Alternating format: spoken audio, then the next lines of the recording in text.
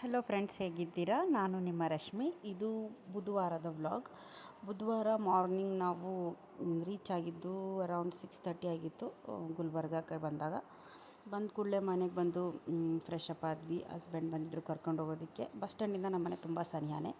ಸ್ನಾನ ಮಾಡಿ fresh up ಆಗಿ ಆ್ಯಸ್ ಯೂಶ್ವಲ್ ನಾನು ಹಚ್ಕೊಳೋ ಪ್ರಾಡಕ್ಟ್ಸ್ಗಳು ಸ್ವಲ್ಪ ಹೇಳೋಣಂತೆ ಸ್ಕಿನ್ ರೂಟೀನ್ ಬಗ್ಗೆ.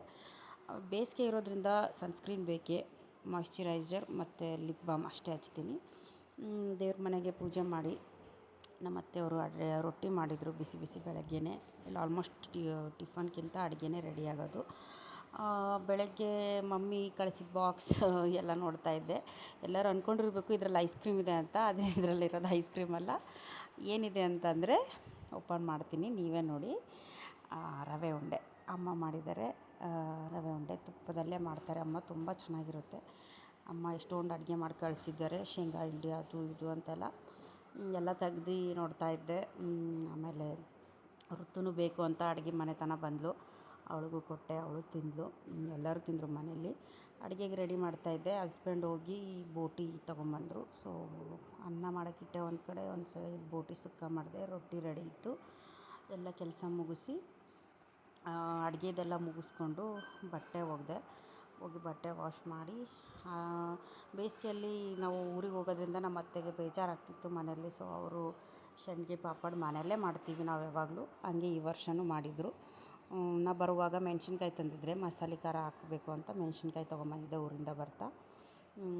ಪಾಪಡೆಲ್ಲ ಅದು ಸ್ವಲ್ಪ ಒಣಗಿರಲಿಲ್ಲ, ನಾನೇ ಒಣಗೋಕ್ಕೆ ಇಟ್ಟಿದ್ದೆ ಪ್ಲೇಟಲ್ಲೆಲ್ಲ. ಬಿಸಿಲು ತುಂಬಾ ಇದೆ ಗುಲ್ಬರ್ಗದಲ್ಲಿ. ಮಕ್ಕಳು ಆಡ್ತಾಯಿದ್ರು. ತುಂಬ 42 ತನಕ ಇದೆ. ಊಟ ಮಾಡೋಷ್ಟೊತ್ತಿಗೆ ಮಧ್ಯಾಹ್ನ ಆಗಿಬಿಟ್ಟಿತ್ತು. ಊಟ ಮಾಡಿದೆ. ಸಂಜೆ ಅಷ್ಟೊತ್ತಿಗೆ ತುಂಬಾ ಗಾಳಿ ಬೀಸಿ ಮಳೆ ಬಂತು. ಒಂದು ಅರ್ಧ ಗಂಟೆ ಮಳೆ ಬಂತು. ಆದರೆ ಮಳೆಗಿಂತ ಗಾಳಿನೇ ಭಾಳ ಇತ್ತು. ಹಸ್ಬೆಂಡ್ ಬರುವಾಗ ಪಾನಿಪುರಿ ಸಮೋಸ ಎಲ್ಲ ತಂದಿದ್ರು ಮಕ್ಕಳಿಗೆ, ಅವ್ರು ತಿಂತಾಯಿದ್ರು. ಗಾಳಿ ಜೊತೆ ತುಂಬ ಚೆನ್ನಾಗಿತ್ತು ವೆದರ್. ಗಾಳಿ ಬಂದ್ರಿಂದ ಮಳೆ ನಿಂತು. ಅಷ್ಟು ಮಳೆ ಏನು ಬರಲಿಲ್ಲ, ಬಟ್ ವಾತಾವರಣ ತಂಪಾಗೋಷ್ಟಾದರೂ ಬಂತು. ತುಂಬಾ ಬೇಕಿತ್ತು ನಮಗೆ. ದಾವಣಗೆರೆ ಕಂಪೇರ್ ಮಾಡಿದ್ರೆ ಗುಲ್ಬರ್ಗದಲ್ಲಿ ತುಂಬಾ ಬಿಸಿಲು, ಭಾಳ ಅಂದರೆ ಭಾಳ. ಮತ್ತು ಸಂಜೆಗೆ ಅಡುಗೆಗೆ ಬೆಂಡೆಕಾಯಿ ಪಲ್ಯ ಬೇಕು ಅಂದ್ಲು ಋತ್ವಿ.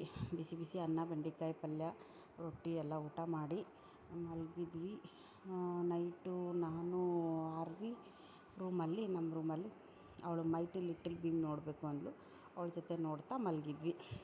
ಇಷ್ಟೇ ಆಗಿತ್ತು ವೆಡ್ನೆಸ್ಡೇ ವ್ಲಾಗ್. ಇದೇ ಥರ ವೀಡಿಯೋಸ್ಗೆ ನನ್ನ ಚಾನಲ್ನ ಸಬ್ಸ್ಕ್ರೈಬ್ ಮಾಡಿ. Thank you.